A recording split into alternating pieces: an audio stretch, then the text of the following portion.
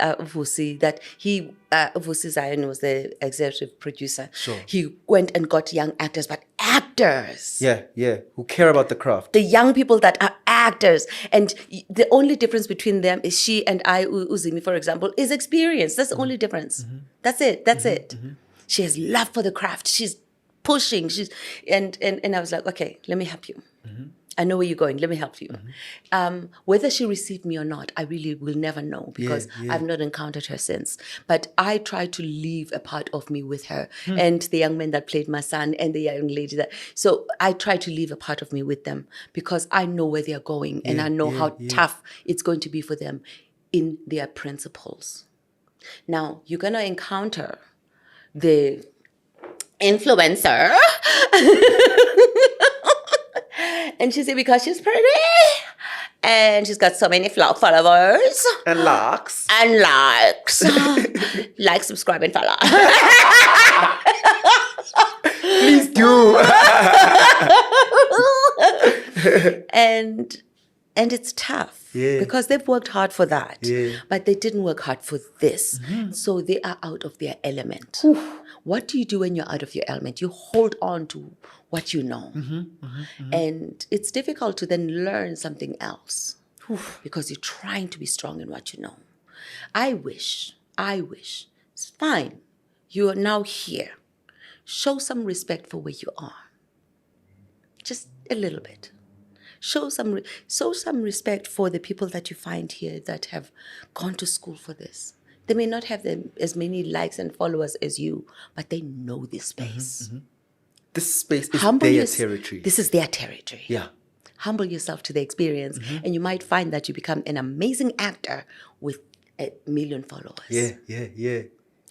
And now you have both. Now you've got both. Because humility was at the center of how you operate. Yeah. And humility has got nothing to do with humiliation. Humbling yourself is not humiliation. Humility is self-imposed. Humiliation is other-imposed. When you impose it on yourself to humble yourself, it is so valuable. It is a gift to yourself and to the person that you're humbling yourself to. So try it. Have you ever encountered in the sets that you've worked on one who was the influencer rather than one who's willing to learn and humbled themselves to become a better person in their craft? Don't give me names. Don't worry about that. But I want to know about the experience. Oh, boy. There's an actor that I worked with years ago who has now become an influencer. And she's forgotten the craft. I've watched, as actors, putting together the character has many departments. You've got the wardrobe department, the person that's going to dress your character. You must be in agreement with that person. Okay. You've got the makeup department that is, affecting what you look like on your face. That you must be in agreement with that person. It's a collaboration. Do you understand? You've got the set people, the props, and the art department. That's another level of collaboration. You've got the camera, the lights. All of them are collaborating with you to help you put together this character. Yeah. And to capture the moment. Disrespecting any of those people is disrespecting yourself. So I've seen these young ladies sitting on the makeup chair with their phones. They're live. And they're like trying to be pretty on the phone doing a video call while the makeup person is trying to put your character together. Putting your character together, that's how much you're undermining yourself and the person, because they're not just doing your makeup for you to look pretty. They're putting your character together. Hey family, thank you so much for being loyal to engineering your life.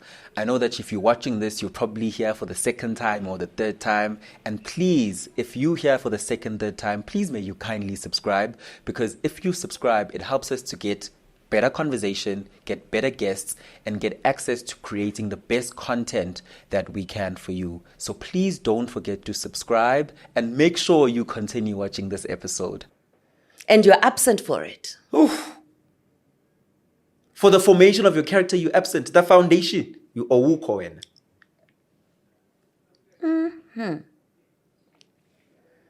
Yeah. And then they're going to go to the director and like, look what she did to my makeup. Look what she did to my face. My makeup is all wrong.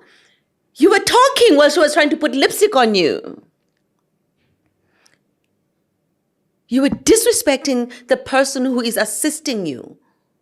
And you think 1 million followers, those 1 million people don't know your character. And we've just experienced your character and we do not like it. So yes, I have experienced such people on set. And oh my gosh, they're flashing on my face right now as I'm speaking. It's quite a number of them. It's taking a lot for me to not say the names. But yes, I have encountered it. And I find that the boys are easier to deal with than the girls. Sure. Yeah. And that's because the girls have a lot of pressure on them. Yeah. So we must give them grace. Yes. I wish they'd give themselves grace, though. Grace comes from within. Yeah. You're very open about, and I don't think you'll have to correct me, but I'll see if I get it right. You're 57 years old. I am. Which means you're probably in the best years of your life because there's a lot of self-actualization. The more we mature in stages beyond age, we become who we are and we know who we are so much. I am an introvert of introverts. Like among introverts, I'll still be the introverted one in the group. I know. And I'm going to tell you, yes, I'm going to explain it to you. Just don't give me that face. I grew up like that. And I grew up the observer, sitting in the corner. And I was not unhappy in the corner. You must understand. So when you see somebody sitting in the corner, please, they're not unhappy. That's who they are. They're living it. And I live vicariously through all the extroverted person. I'll give you an example. I remember the first time that I worked on Generations, they used to have Friday night parties. So after rap on Friday, the drinks and whatever. And I remember Brenda Fassie shows up and she and I are sitting at the table and we're both doing the same thing, like recoiling into a corner and we're both sitting there like this. You know, and then we struck a conversation and then we got like close with each other and we just chatted away, blah, blah, blah, blah, blah. And so somebody saw her being animated and me being animated and thought, oh yeah, they're awake. But it was because we were with each other that we formed a trust moment and we could then just, open up a little bit more. Correct. And now they wanted to perform. She looks at me, she goes, okay, I gotta do this. And then she gets on the table and goes, and she does all of that. And I knew she was putting it on. When I came in, I needed a moment. I don't know if you remember. I needed a moment. Sure. And that's a moment to, okay, you don't know these people. It's okay, you are safe. I needed to embrace myself, to calm myself, to be able to be open with you. Otherwise, I would not be able to have this conversation. So this is something that I have learned to do for myself so that because the interviews are part of of my job. Yes, it's part of what I do. So, and I avoid them. That's why I said we're very privileged. I don't like talking to strangers. I really do not. And it's not because I don't like you. It's because I just feel more comfortable with myself, by myself, and the people that I know. So now I know you. But that's because I counseled myself into a space where I'm like, okay, his name is Lungelo. It's like, we like Lungelo. We're okay with Lungelo. We'll find out more about him. Okay, what do you want to know? But there are so many of us out there. And you will find that some of the most amazing, talented actors are introverts. Because what do? We study human behavior and we reflect it on society. And you can't learn anything you can't hear anything with your mouth open. One of the biggest things that has come to light in my personal life, in my journey of becoming who I am. What is that? Who is that? My inner being. I'm doing a lot of inner work at the moment. I'm reading a lot of books. It sounds like it. I'm reading a lot of books. I'm consuming a lot of sermons. I'm consuming a lot of positive podcasts. Right. And one of the biggest things that has struck me is finding my community. Finding my community of of like-minded people. And when I say like-minded people, you know, when we're growing up, we think it's only family that you must love and embrace and bring close in. Yeah. So you're finding a tribe outside of your Right? family. I'm finding a tribe. And the way I'm layering this conversation is, in finding my tribe, how important has friendship been for you in finding tribes? So your question is, in finding tribes, how has friendship been so important? Would you say friendship is important, or actually, the more mature I become, I'm like, friends are a waste of time? Actually, you do have friends, and those friends are within your family. Okay. I was raised like that. Okay. I was raised where my parents, their generation, they were friends with each other. And so when they visit each other, then their kids become my friends. I hear you. And I remember one time my grandmother, there's a family across the road from our farm, and they had kids there, and I wanted to play with them. And I would be swinging on the gate and like, oh my gosh, I wish I could go there and play with those kids. I don't know them. I want to know them.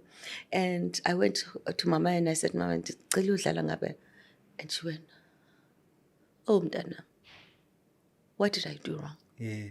What is it out of everything that I've provided for you here that I did not do, that you have to go and look for it over there?